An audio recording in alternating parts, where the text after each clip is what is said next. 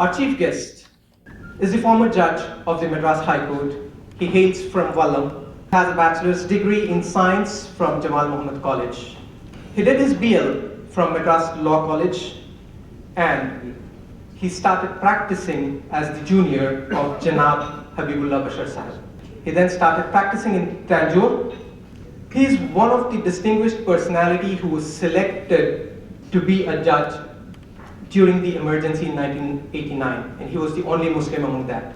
And in 2009, he became the judge of the Madras High Court. He's now an arbitrator and senior counsel in the Supreme Court of India, and apart from this, he's also very active in his social life. Justice G.M. Akbar Ali will now launch our website for Ikhlas G.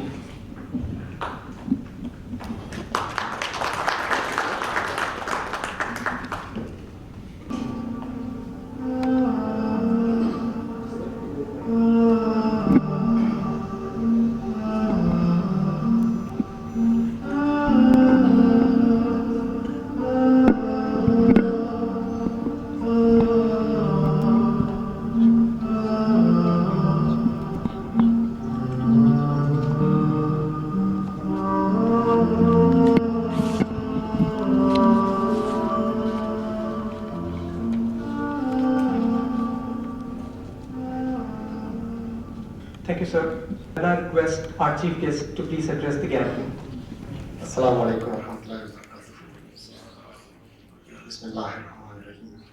In the name of Allah, the benevolent and beneficent. Alhamdulillah. Praise be the Lord. The chairman of Ikhlas Trust, Brother Mr. Ahmad Miran, my dear brother Mr. Ahmad Bukhari, my dear brother Sadaqallah Sahib, Mr. Bashir Ahmed, and my friend from Karnataka, and Khalid, and my brothers and sisters. It is indeed an honor and a pleasure for me to be here to inaugurate the website and also to inaugurate Ikhlas Vision 2025. In fact, I am speechless. I never expected. Someone was telling me sometimes the greatness is thrust upon a people, and this is the one occasion that an honor is thrust upon a person who doesn't know anything and never wanted to be here or anywhere. And looking back, this Ikhlas Academy in 2012. In fact, I was also some time back. I was also involved, and I have seen the Ikhlas Academy's the development is coming up from 2012. I have even taken some classes, I believe, in constitution law. Thereafter, I couldn't go through the.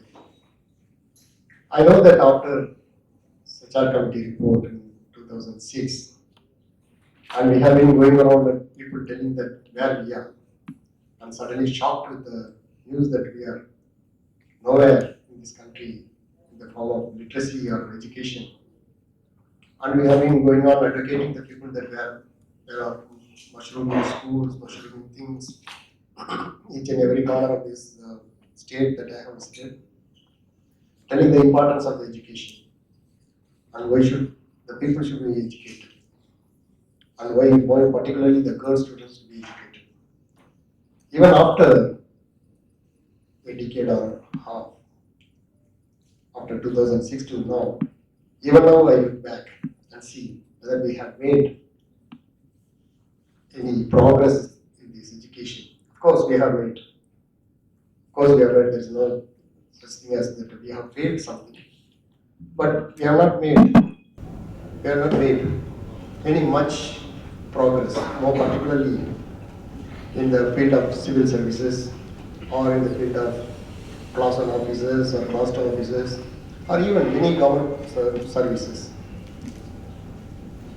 And we have been advocating that where we lack and where we have to support. But I have to take you few facts about I'm not going to much talk about the statistics on this because we all know the statistics by the time, where our graduate percentage stands with particularly this community. or for the local entire area. But one thing that what is more disturbing factor is that there were the day that were after the school education, 5th standard dropouts and 10th standard dropouts and 12th standard dropouts, and very few people are entering into colleges, and they are of the dropout, and there is no higher education, and more particularly there is no entry into government services or any mindset to go for a competitive examination. All those things that if you look at it, that we are not, I think that we failed in focusing on the target groups, identifying the target groups. I have seen, because I am an advisor to SAT college, that I have seen the students, I have spoken with the students. Whenever we want to encourage them, to enthuse them, why don't you go for civil services? That lack of enthusiasm in them, the lack that they do not know what actually the goal is. They don't understand where we are. One particular reason, as rightly pointed out by our chairman, the poverty. You know, the poverty, we put this society, I'll take a little more time to explain that. Of course, Dr. Sadarathal also is here and will agree with me. In fact, we were told that we put it into this, the economic condition of this society. If you look at it as a pyramid, you just imagine a pyramid. The topmost block, we take it as a topmost, the statistics person will know, the topmost block of this pyramid is the filthy rich of this country. I will call them filthy rich because it's an English term, that whenever the highest thing comes, that it's a filthy rich. So we have the 5% of this country is filthy rich who possess almost 50% of the wealth of this country. You know who are these filthy riches, I don't want to name them. Then we have 10%, the next block is the 10% of the rich of this country. If I perceive the filthy rich into lakhs of crores, I will perceive these people into thousands of crores.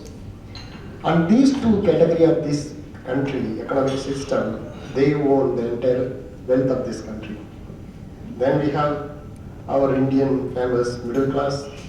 I put the upper middle class as another 10% and the lower middle class as another 10%. So 5, 10, 15 over, then another 20. Then we have, I put this upper middle class, an annual budget is with a house, with a four-wheeler, and the children studying in a good colleges, maybe business or anything. Then I put them in the upper middle class who are annual budgets, sometimes deficit, sometimes surplus. Then we have this lower middle class, of course, monthly budgets, maybe a house, maybe a two-wheeler, the children are studying on a school. So apart from these 35% of this country, we have a chunk called poor of this country. I only define them daily budgets. You can see everywhere, the daily budgets. You know where they are. They may have a shelter, they may not have a shelter, they may live in a Taj house or they may live here, there. And it's not over because it's only 65 is over. Then another 35% of this country is below poverty line. Now you understand where our society or our community more particularly, the Indian community I have shown you, then our community where we stand, the same thing. There is no filthy rich. My brother Ahmed will agree with me. There is no filthy rich. There may be a rich. I don't know. Maybe we know that where now we stand. By the time you know that you have calculated where you stand. So if you look at this poverty line or this opportunity, that equal opportunity we have been advocating, leave alone the reservation, leave alone any other thing. The equal opportunity by a person who belongs to the lower middle class or the poor or the poverty line. My constitution teacher, Madhav Menon, used to teach me, see, India is a multi-story building. India is a multi-story building where the filthy rich live up there, then the rich, then the middle class, then the poor, then the thing where in the basement without a lift or a staircase. A multi-story building without a lift or a staircase. Then how? how this pyramid will come square? No percolation of the wealth. The wealth has stand in one place. There's no percolation of the wealth. So that's how it is. If you look at this education, if you look at this economic criteria, the same thing you can apply to literacy also. The same thing will apply. Where we stand, all these, whoever in the up, whoever can afford, whoever can have an opportunity to go to the good school, go to a good tuition, or go to for anything, they can do. But what happens? What happens to the lower? Who built our houses, who laid our roads, who clear our garbages, who do all these works? And without them there is no society at all. And where we stand. Now I look at my society and see that where we stand. I have been from 1970s, the day I entered into college, I have been looking at what is happening. There are so many graduates, so many graduates are coming, so many things are happening. Where we opened engineering colleges, we opened universities, we opened schools, we opened things, but where are they? Why that enthuse is missing? Where we fail to tell them there are success stories. There is a success stories behind Akbar Ali. There is a success story behind Dr. Sadaqullah. There is a success story. I'm sorry. Nizar Ahmed. There is a success story behind Nizar Ahmed.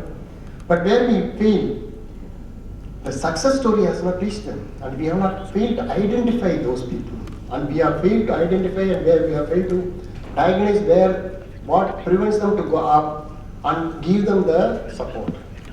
Now the class academy that of course for the last 2012 to 2020 almost 10 years, and they have made some road. I know many academies, many things have come. And everywhere we talk about education, but still we have a long way to go. I tell you that I do not want to take much of it because it's running out. I tell you that in my judiciary, in our judiciary, of course, there is only one judge, Justice Kudus. When I mentioned this, the person who is the Vice Chairman of the National Minority Commission, who came here, Atif Rashid.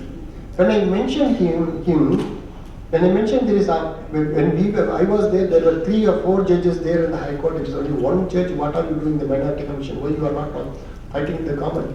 He looked at me and said, Judge, you have to become a judge. It's not somebody to go and put you in the judge. And he asked me a pertinent question: what is your contribution to the society? Why do you expect the government to give you the contribution? Then I have to look back and say that what we are liking. In fact, there were selection for judicial officers, municipal magistrates. In 1989, of course, I became one among the 14. Of course, maybe I impressed one among the 14. I became. When I was elevated to the High Court judge, also I became one among the 14. See, I used to tell, or even Sadaqullah, or Justice Basha, or Justice Khalifullah, we used to tell ourselves, when others are working 100%, we make sure we work 200%. Is it not right, sir? Is it not right, sir? When others are working 100%, we make sure that we work 200%. When other can do any wrong and get away with, we know that we cannot afford to do a mistake. Right, sir? You will agree? See, that is where we stand. And we did. And we did. How we are going to tell these youngsters, these aspirants, that this is what the success story is. These are the success story of APJ Abdul Kalam. These are the success story of so many. There are so many to do. And there are success stories, but the problem is that we are not telling the people that where to live and how to help them, how to bring them. And I always would ask somebody to research into this, and we have to identify and say, that how to give a individual action plan. We always have a theory that we have to identify and we have to give an individual action plan, so that from cradle to up, where they can mold up, because these people can be molded. It is very easy to mold any person. The only thing is that we lack is that we do not have the time rather or we do not have the mind rather, because we have our own worries and everything. At least Hitler's Academy has done that. And moreover, that I'm here to request that, sir, you have to start a judicial coaching also. You know, there are 176 seats for a municipal magistrate. The person who passed the preliminary and the written exam who came for an interview is only 58. And when we have 3.5 reservation for the BCM, being backward class Muslim, there is only one girl who came, one Salma. Now she is selected. See, I have been going on telling them, why don't you join law? Like, sir, my request that you have to start a judicial coaching. I can bring any faculty. I can bring any faculty. Even I can come and spend my time also to prepare these people, because we have been preparing, we have been addressing, we have been teaching, we have been coaching. So there must be the identification. One area is the judicial coaching, where we have vacancies, but we do not have the candidates. So there are many to do, and it's only, of course, it's already begun. We have to go to the next stage, and I do not want to take much of your time. Thank you for the organizers to give me this opportunity to inaugurate this, and I'll be with you for the rest of the days also. Thank you very much.